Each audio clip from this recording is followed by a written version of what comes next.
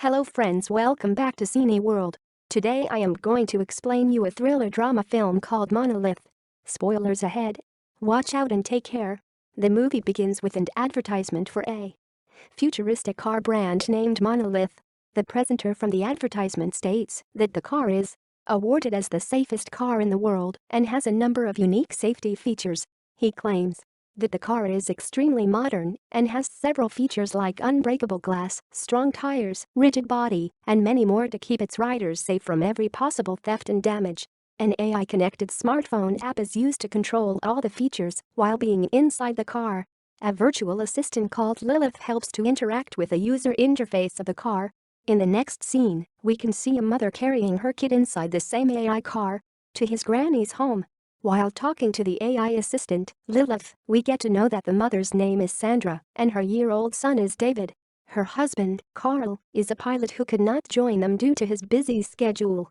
The car is so advanced that it can even detect the weight of the passengers inside the vehicle.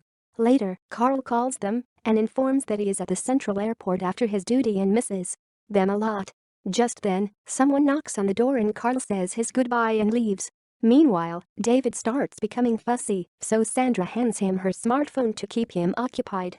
After some time, Sandra takes a halt at a gas station on the side of the road. She then takes David inside the washroom and changes his diapers, while some girls are seen giggling. The gas station also has a supermarket, where Sandra buys her son his favorite snacks. While paying at the counter, Sandra notices someone trying to break into her car outside. Instead of being worried, she just takes out her smartphone and locks the vehicle using the smart app. As Sandra is busy inspecting the situation, she doesn't even notice that David has been separated from her. After she realizes that David is lost, she screams and searches for him around the supermarket.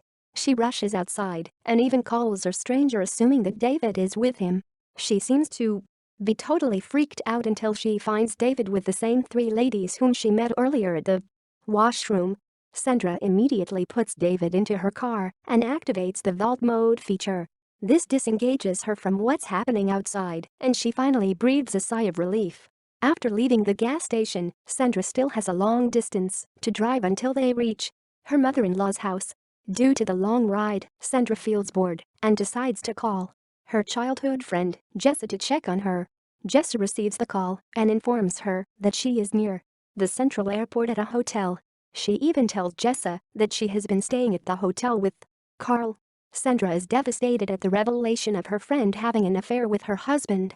She becomes so frustrated that she does not even bother to enter her mother-in-law's house. After reaching the entrance, she continues calling Carl, but he doesn't pick up and pretends to be busy. Fed up with the lies, Sandra decides to take matters into her own hands and hence sets her journey to find Carl at the central airport in Los Angeles. On her way, a board shows that the distance to Los Angeles is about miles. After a while, Lilith, the smart AI, mentions that a serious accident has taken place on the main highway, which will slow them down. She then suggests Sandra take the bypass road, which will save them a lot of time. However, the AI also mentions that the route is deserted and barely has any passengers. Sandra, who is adamant on confronting her husband, does not think twice and takes the alternative route. Later, it gets dark and Sandra starts to feel difficulty in driving the car. The fog on the way also intensifies, which affects her vision of the road in front. On her way, she finds no human settlements or any other vehicles. However, she finds an electrical substation located in the middle of nowhere. She glances over the place but soon drives away. The place is so deserted that the only beings present there are wild animals. Suddenly, a nervous Sandra loses her focus and crashes into a deer which was trying to cross the road. Because of the collision, David starts crying and like always, Sandra gives her smartphone to calm him down. She then immediately gets out to check on the animal, but it appears to be almost dead. The deer is stuck below the front part of the car, and because of it, Sandra is unable to move her car ahead. As Sandra is trying to figure out the situation, she forgets that she has left David alone in the car. Meanwhile, as David is playing with the cell phone, he accidentally opens the AI car app. He moves his finger around the opened app and without Sandra's notice, activates the vault feature of the car. This feature protects the passengers inside from all kinds of disturbances and danger. Sandra realizes the gravity of the situation and tries her best to open the door, but it's already too late. As Sandra is locked outside the car, she tries her best to make the year-old David switch off the vault mode, but he doesn't understand a word and simply keeps on playing with the phone. Later, Sandra panics and starts shouting at the little kid, which startles him, and he drops the smartphone under his seat. Here, Sandra gets to know that the Monolith car's features are not just an advertisement, but it also performs in reality. Even when Sandra tries to break the glass with the rock, not a single scratch can be seen on the window glass. Seeing all her efforts go in vain, Sandra decides to seek other options. She begins walking back to the electrical substation which she noticed before. After some walking, she reaches the station, jumps over the fence and cries out for help. However, she gets no response and the station seems to be empty with no workers present at the moment. After this, Sandra enters one of the rooms and finds some necessary items inside. She takes a flashlight to use at night and a big wrench to help her break the glass of the locked car. Just as she leaves the substation, she notices a wild animal following her. As Sandra rushes back, a coyote attacks her, so she climbs onto the roof of the car. Despite her best efforts to scare off the animal, it remains unfazed. In a last-ditch attempt, Sandra starts banging the car with the wrench and an alarm starts blaring, which finally makes the coyote retreat. Just then, Sandra notices David having difficulties in breathing. Despite the situation, she manages to calm David and he finally starts breathing and soon falls asleep. After a bit of thinking, Sandra too becomes tired and falls asleep on the bonnet of the car. The next day, Sandra wakes up when the sun is already bright. She then immediately rushes to check David's condition inside the car. She finds David weak and feeble because of his hungry stomach and dehydration. One of the features of the car also displays the temperature of the surroundings, which appears to be increasing slowly. The condition is a curse to Sandra as the place is completely isolated with no humans around. Sandra then decides to seek help and follows the road. Despite being severely dehydrated, she proceeds to walk the long journey. She also knows the risks of leaving David alone in the overheated car, but she has no choice but to seek help. Fortunately, she comes across a river where she drinks and cleans herself. After gaining some respite, she continues her journey and encounters steep hills along the path. After walking several miles, Sandra finally comes across an old airfield where she discovers a jet. Meanwhile, the temperature inside the Monolith car rises up, causing it to instantly start the emergency cooling fan. After reaching the abandoned jet, Sandra enters inside and discovers some alcoholic drinks, a gallon of gasoline, a lighter and a pair of spare airplane tires.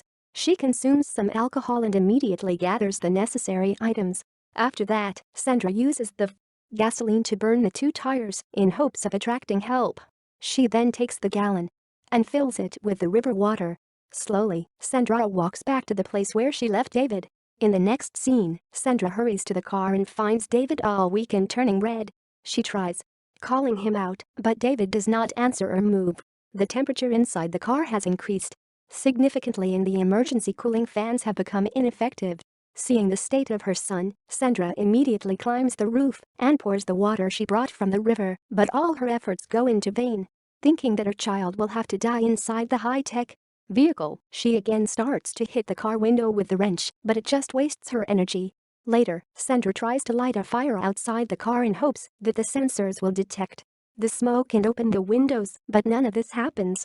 Instead, the emergency cooling fans stop running to prevent the smoke from entering inside.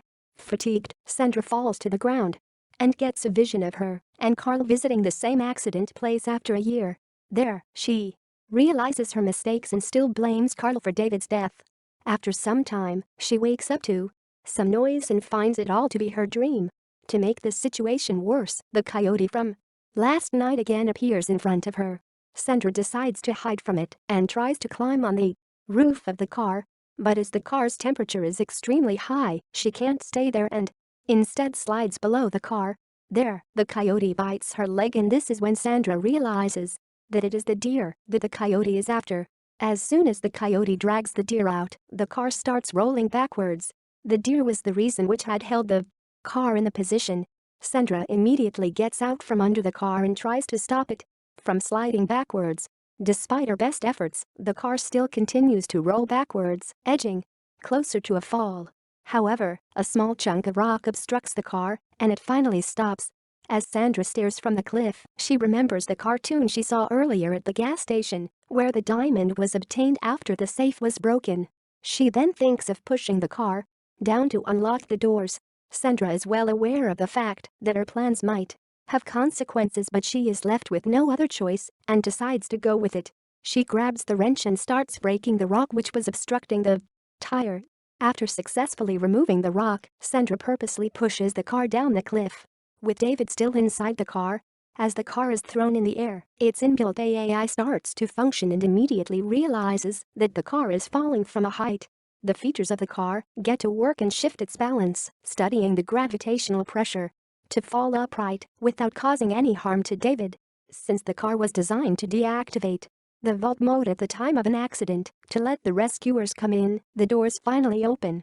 As soon as the car strikes the ground, Sandra climbs down the cliff and approaches the car. Despite the devastating fall, the car appears as if someone just placed it there. Finding the locked door open, Sandra hurriedly takes David out of the car and opens his clothes to help him cool down. Seeing David's weak health condition, Sandra resolves to get out of the place as soon as possible. Before Sandra gets in the car to drive, the whole system gets restarted. With the help of Lilith, Sandra sets the car into extreme off-road mode and starts climbing the cliff in front of her. The car appears to be made for very extreme conditions and easily gets past the steep cliff. Miraculously, Sandra reaches the off-road she chose and heads towards the hospital. In the last scene of the movie, we see Sandra and David arriving at the hospital. David is kept on the hospital bed beside Sandra and is connected with multiple tubes. Sandra seems worried about David until he opens his eyes and calls her mommy for the first time. The movie ends as Sandra gets delighted at her son calling her out. Thanks for watching. Please subscribe for more videos.